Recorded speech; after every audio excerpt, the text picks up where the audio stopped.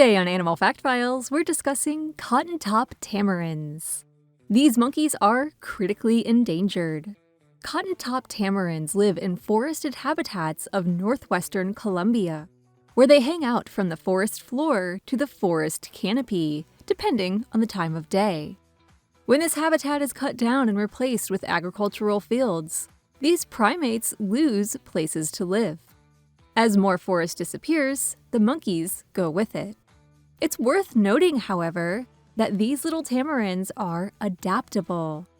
While their populations are heavily reduced in the wild, it's actually believed that cotton-top tamarins specifically have not gone extinct because they can handle some changes in their environment.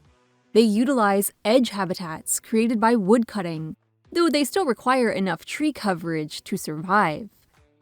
Full deforestation leads to devastation, but the cotton-top tamarin doesn't mind sharing as long as some of the forest stays behind.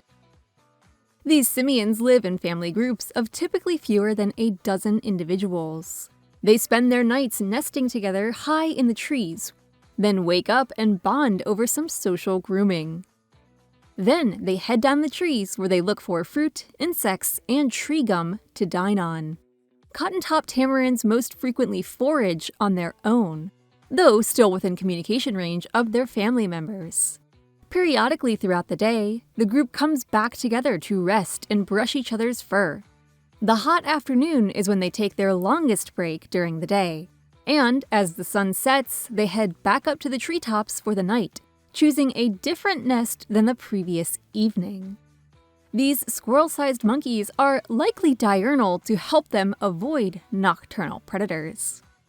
In the wild, cotton-top tamarins can live to be at least a decade old. They compete with other animals like squirrels, fruit-eating bats, birds, and other monkeys, but they're generally able to find what they need with their diverse diet. These primates get their common name from the fluffy white mane of hair that surrounds their nearly bald face. Males and females look the same, and on average they weigh just under a pound. So yes, they're much smaller than a cat.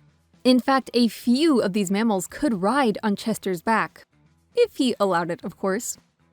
It wouldn't be surprising for these monkeys to take up the offer of a piggyback ride either, because they do exactly this as babies. After an approximately 6-month gestation period, mother cotton-top tamarins almost exclusively give birth to non-identical twins, though triplets and single babies do occur. This is where having a helpful family comes in handy. Mom carries one baby, while dad carries the other. And if they ever need any assistance, their offspring from the previous year are there to help with their younger siblings. It takes almost 2 years before the juveniles leave their natal range and start their own families, typically not moving far from home and often traveling in small groups. Fascinatingly, cotton-top tamarin tails are not prehensile. You might think that any animal that spends most of its time hanging out in trees would use its tail as a fifth limb for grabbing, but not these monkeys. They do, however, have squirrel-like nails for clinging to trees.